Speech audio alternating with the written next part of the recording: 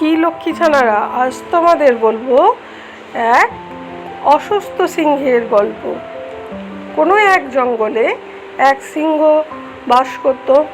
সে বুড়ো হয়ে গিয়েছিল, সঙ্গে দুর্বলও হয়ে পড়েছিল। তাই সে আর কোনো শিকার করতে পারতো না। ফলে তার খাওয়া দাওয়া বন্ধ হয়ে গেল। আর তখন সে পর্বতের গুহায় থেকে প্রচার করে দিল যে আমি খুব অসুস্থ, আর চলাফেরা করতে পারছি না। সব পশুরা এই খবর জেনে একে একে তারা সিংহকে দেখতে যেতে লাগলো। আর সিংহ তখন মনে মনে একটা ফন্দি আঁটলো যে আচ্ছা, আমাকে যদি সবাই অসুস্থ ভেবে দেখতে আসে, তাহলে আমি তাদের একটা একটা করে যদি খেতে থাকি, তাহলে আমি হয়তো আবার একটু হলেও সুস্থ হয়ে পড়ব। আর সুস্থ খাওয়া দাওয়াও সব কিছু ঠিকঠাকই আমার চলবে। তখন সে কি করলো, যেই পশু সিংহকে দেখতে গেল অমনি তার ঘাড় মোটকে সিংহ সহজেই খেয়ে ফেলল। এইভাবেই বেশ চলছিল। একদিন এক শেয়াল সিংহকে দেখতে গিয়ে গুহার দরজায় দাঁড়ালো আর দাঁড়িয়ে বোঝার চেষ্টা করলো যে সিংহ কি সত্যিই অসুস্থ, নাকি কোনো ছল করে পশুদের কাছে এনে নিজের আহার সারছে। শিয়াল তো আসলে খুব চালাক, তাই সে সেটা জানার জন্য গুহার বাইরে বেশ কিছুক্ষণ অপেক্ষা করলো। তাই সে গুহায় না ঢুকে কিছুটা দূরে দাঁড়িয়ে জিজ্ঞাসা করলো,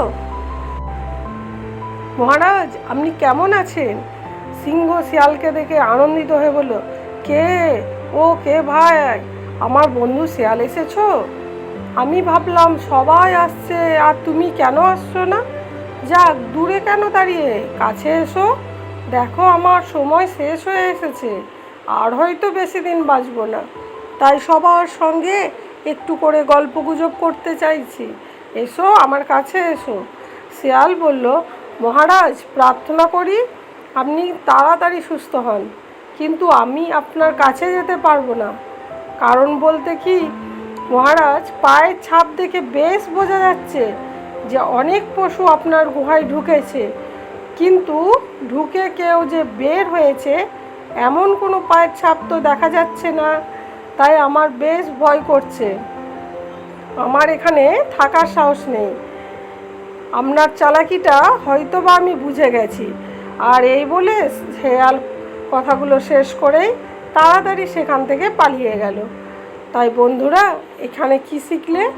যে বুদ্ধিমানেরা সব সময় সব কিছু আগে থেকে খেয়াল করে আর যাচাই না করে কোনো কিছু সিদ্ধান্ত নেয় না।